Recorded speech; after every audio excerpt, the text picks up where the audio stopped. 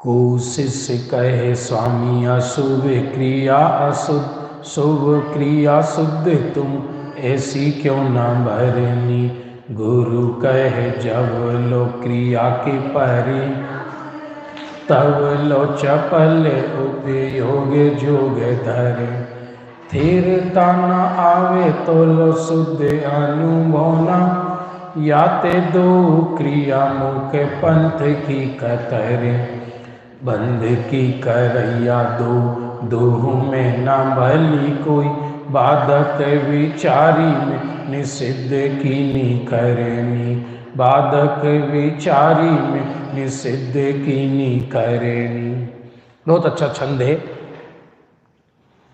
को शिष्य कहे स्वामी अशुभ क्रिया अशुद्ध, और सारी दुनिया यही मानती है। अशुभ क्रिया अशुद्ध कहो और शुभ क्रिया को शुद्ध कहो। शुभ क्रिया माने शुभ भाव को शुद्ध कहो और अशुभ भाव को अशुद्ध कहो। यह शिष्य का प्रश्न है। को शिष्य कहे स्वामी अशुभ क्रिया अशुद्ध, शुभ क्रिया शुद्ध तुम ऐसी क्यों ना बरनी। ऐसा क्यों नहीं कहा तुमने। पूरी दुनिया में व्यक्ति शुभ भाव को ही धर्म मानता है। विश्व के जितने भी धर्म हैं, संप्रदाय हैं, वो सब शुभ क्रिया और शुभ भाव को ही धर्म मानते हैं। विश्व के जितने भी धर्म हैं, बल्कि देखा जाए तो उनके यहाँ तो स्वर्ग ही मुक्ति है। और इसलिए उनके यहाँ ऐसा कहा गया है कि एक बार जीव मुक्त हो जाए फिर दोबारा संसार में आ जाता है। बड़ी ईमानदारी से कहा है उन्होंने ये वाली बात। उनके यहाँ ये कहा ही नहीं है तो कहते हैं कि भगवान दोबारा संसार में आ जाते हैं। जीव परमात्मा में मिलकर जब परमात्मा फिर बोर हो जाता है फिर उनको संसार में भेज देता है कि जाओ। माने उनके यहाँ तो भगवान की भगवत्ता भी खतरे में है और जो उनके औलादे हैं वो भी खतरे में है। खतरा ही खतरा है। भगवतपना क्यों खतरे में है वहाँ कि वहाँ बड़ी समस्या है कि यदि उनके शिष्य ज़्यादा तपस्या कर ले तो उनका सिंहासन हिलने लगता है। उनका सिंहासन हिलने लगता है, बड़ी समस्या है। इसलिए वहाँ शुभ क्रिया को ही धर्म माना है, शुभ भाव को ही धर्म माना है और वो ही अपने यहाँ होने लगा। लोग इसी शुभ क्रिया में मस्त है व्यक्ति। और सच पूछा जाए शुभ क्रिया भी नहीं है, क्योंकि शुभ भाव भी जो होता है, दूसरे शब्दों में कहें तो आत्मज्ञानी को ही रियल में शुभ भाव है। जो आत्मज्ञानी नहीं है उनको शुभ भाव जैसा है ही नहीं। प्रवचन सार में मिथ्या दृष्टि जीवों को पाप जीव कहा। मिथ्या दृष्टि जीवों को पाप जीव कहा। सम्यक दृष्टि के पुण्य की भी मुख्यता नहीं, मिथ्या दृष्टि के पुण्य की भी मुख्यता नहीं है। पुण्य भी है तो सम्यक दृष्टि को है, मिथ्या दृष्टि को कोई पुण्य पुण्य नहीं है। क्योंकि मिथ्या दृष्टि तो विषय कसायों का लक्ष्य रखता हुआ उसको पुण्य परिणाम होता है।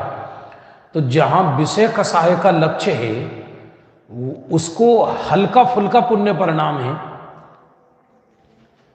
इसलिए कोई मिथ्या दृष्टि इंद्र नहीं बनता।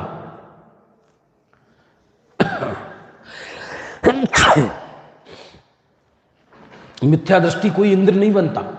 जितने भी स्वर्ग में इंद्र होते हैं सब पद ये सम्यक दृष्टियों को मिलते हैं। 9वें ग्रह तक जरूर पहुंच जाता है, लेकिन 16वें स्वर्गों में जो इंद्र और प्रतींद्र की व्यवस्था है वो सब सम्यक दृष्टियों को हैं। मिथ्या दृष्टि इंद्र नहीं बनती। तो मिथ्या दृष्टि को पुण्य की भी मुख्यता कहाँ हुई।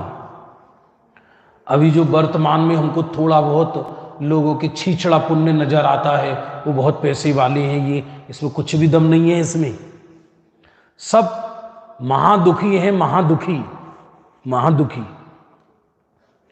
तो शिष्य का प्रश्न है, महाराज अब तक हमने ये समझ ली बात कि दोनों बंध के कारण हैं, ठीक है, लेकिन आप तो हमें ये बताओ अशुभ क्रिया को अशुद्ध कहो और शुभ क्रिया को शुद्ध कहो। सीधी सी बात है, नया बखेड़ा क्यों खड़ा कर रहे हो? और शुभ और अशुभ से भिन्न कुछ नजर आता ही नहीं है। अरे कोशिश कहे स्वामी अशुभ क्रिया अशुद्ध, शुभ क्रिया शुद्ध तुम ऐसी क्यों ना भरे। तुमने ऐसा क्यों नहीं कहा? गुरु कहे जब लो क्रिया के परिणाम रहे, तब लो चपल उपयोग जोग धर। गुरु कहते हैं जब तक क्रिया का परिणाम है, क्रिया है जब तक, तब तक जीव पूर्ण शुद्ध नहीं हो सकता। इसलिए करना नियोग की विवक्षा के अंदर तो अरहंत भगवान को भी संसारी कह दिया। अरहंत भक्त 13वें गुण स्थानवर्ती जीव को संसारी कह दिया। और बृहद द्रव्य संग्रह में ब्रह्मदेव सूरी, बृहद द्रव्य संग्रह में ब्रह्मदेव सूरी अरहंत भगवान को भगवान ही नहीं कहते। उसमें लिखा है स्पष्ट, निश्चय से सिद्ध ही भगवान है। ये शब्द दिया है, मैं अपनी तरफ से नहीं बोल रहा। निश्चय से सिद्ध ही भगवान है, अरहंत भगवान नहीं है। तो शिष्य ने पूछा फिर कौन है? बोले गुरु है, परम गुरु है। आप पूजन करते नहीं, जय जय नाथ परम गुरु हो। तब गुरु में तो 3 ही होते हैं, आचार्य उपाध्याय साधु। तो अरहंत भगवान जो समवक्षण में विराजमान हैं, तो इन 3 में से कौन है फिर वो? यदि गुरु है तो बोलो कौन है? बताओ। आचार्य हैं वो, जो समवक्षण में अरहंत भगवान विराजमान हैं, उनको आचार्य संज्ञा है, परम गुरु है। और इसका सबसे बड़ा प्रमाण है कि जब तक संघ में आचार्य भगवान है, जब तक समवक्षण में भगवान है, तब तक दूसरा कोई दीक्षा नहीं देता, भगवान ही दीक्षा देते हैं। भगवान दीक्षा देते हैं माने अन्य और भी बैठे हैं गणधर इत्यादि, उनसे कोई दीक्षा नहीं लेता, सीधा भगवान को हाथ जोड़ के नमस्कार करते हैं और केस लौच करके और वस्त्र उतार के बैठ जाती है, हो गई दीक्षा। और इसका दूसरा प्रमाण कि अरहंत भगवान नहीं गुरु हैं कि 3 कम 9 करोड़ मुनिराज अधिकतम 2.5 दीप में विराजमान रहते हैं, उनमें अरहंतों की संख्या भी सम्मिलित है। और अकेले अरहंत नहीं, 13वें भी गुण स्थान और 14वें गुण स्थान दोनों की संख्या गर्भित है। गुरु कहा है उनको,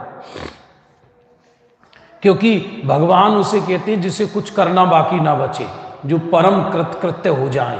तो सिद्ध भगवान कृतकृत्य हो गए। और ये जो विवक्षा है प्रचलित, ये तो है ही कि अरहंत भगवान भगवान है, क्योंकि उनके 4 घाती कर्मों का नाश हो गया, केवली हो गए वो। गुरु कहे जब लो क्रिया के परिणाम रहे, तब लो चपल उपयोग जोग धरनी। जब तक क्रिया का परिणाम है, तब तक उपयोग चंचल है, और जब तक उपयोग चंचल है, तब तक आत्म प्रदेश ऐसे घूमते हैं हमारे तुम्हारे, और तब तक जीव अशुद्ध है।